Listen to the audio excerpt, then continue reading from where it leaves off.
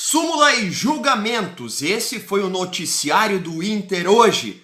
Vamos saber de tudo bem resumido, bem rapidinho? Vem comigo.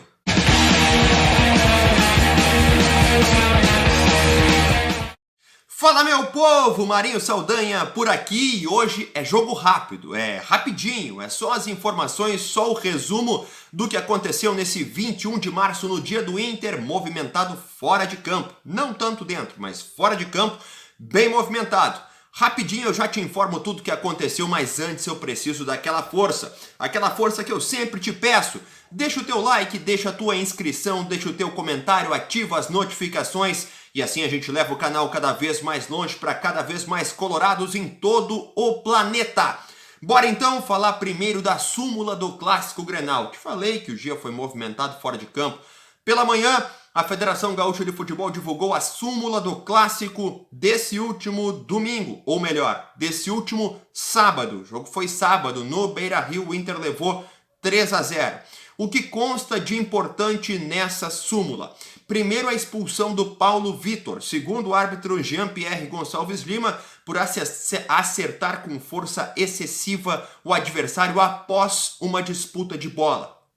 O Paulo Vitor levou o cartão vermelho, ele vai ser julgado porque toda expulsão é digna de denúncia e acaba em julgamento, e dependendo do que for definido pelo tribunal, ele pode ou não pegar mais jogos de suspensão. A princípio ele tem um jogo de suspensão, ele cumpre na próxima quarta, ele está fora do jogo de volta da semifinal do Gauchão. Além disso, nessa mesma súmula, ficou registrado o arremesso do celular na boca do Lucas Silva, aquele ato violento, absurdo, cometido por um torcedor do Inter. A súmula relata basicamente que o Lucas Silva foi até o local onde havia torcedores do Grêmio no andar de cima e torcedores do Inter no andar de baixo, comemorar o terceiro gol do Grêmio feito pelo Diego Souza já no segundo tempo. Ali foi arremessado o celular no rosto dele, cortou o nariz, cortou a boca, ele levou 3 pontos, precisou de atendimento e por isso saiu do jogo, voltando posteriormente. Na súmula, e isso é importante para uma denúncia que vai acontecer, também está presente que o Inter identificou o responsável por esse ato e vai tomar as suas providências também. Isso pode ser um atenuante numa eventual punição ao Inter que vai acontecer. Eu acho muito difícil que o Inter não seja punido por isso. Mas é importante dizer para você também que caso o Inter seja punido, vamos supor com perda de mando de campo, enfim, isso acontece em jogos de âmbito estadual. O Inter não vai precisar cumprir no Brasileirão ou na Sul-Americana, cumpre em jogos do Gauchão do ano que vem.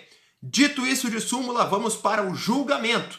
Aconteceu à tarde, ou melhor, começou pela manhã, acabou à tarde o julgamento dos atos do dia 26 de fevereiro. O que aconteceu 26 de fevereiro? Bom, não aconteceu. Era o dia que o Inter deveria ter enfrentado o Grêmio pela primeira fase do Gauchão, 9ª rodada, mas o jogo foi adiado em razão da pedrada no ônibus do Grêmio, ali nas proximidades do Beira-Rio. Nesse julgamento foram 3 atos, 3 casos, 3 avaliações, 3 apreciações. Vamos tirar os termos do juridiquês e vamos tentar falar mais fácil aqui para explicar o que aconteceu. O primeiro deles é o ato da pedrada.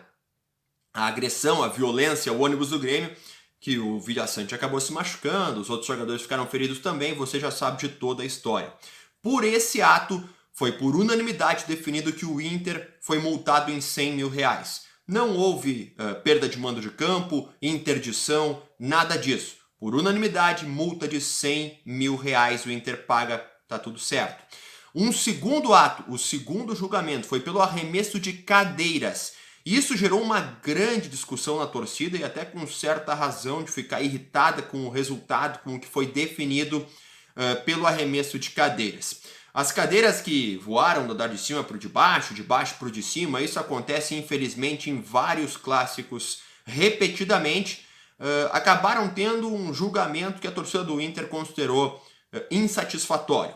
O Grêmio foi absolvido por falta de provas. Não há na avaliação do tribunal provas suficientes para atestar que torcedores do Grêmio arremessaram cadeiras nos torcedores do Inter.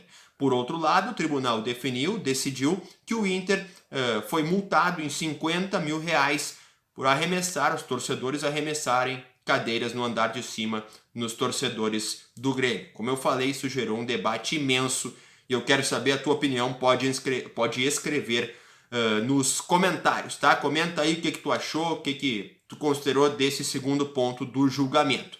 O terceiro ponto, o ato de injúria racial ou de racismo, defina como quiser, do torcedor do Grêmio que imitou macaco para os torcedores do Inter. Aquela coisa nojenta que acontece várias vezes, existem inúmeros registros de atos desse tipo.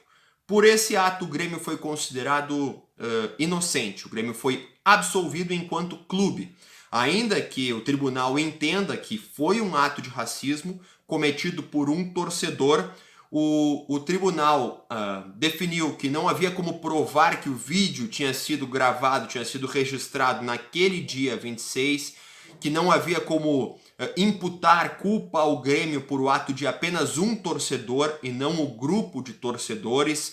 Enfim, teve até o argumento de que não era possível comprovar que aquele cidadão torcia para o Grêmio. Enfim, argumentos presentes no julgamento. Então o Grêmio foi considerado absolvido, não vai ter punição nenhuma por esse ato desse torcedor que imitou macaco para os torcedores do Inter. Para fechar, eu te digo o seguinte, ó, os cânticos racistas que também foram denunciados no TJD do Grêmio ainda não foram a julgamento porque aconteceu a denúncia após o jogo do dia 9 e esses são os atos do dia 26, bem como o celular arremessado no Lucas Silva, a expulsão do Paulo Vitor, é um julgamento para mais adiante. Tá certo? Acho que eu resumi tudo. Conto contigo no próximo vídeo. Um abração!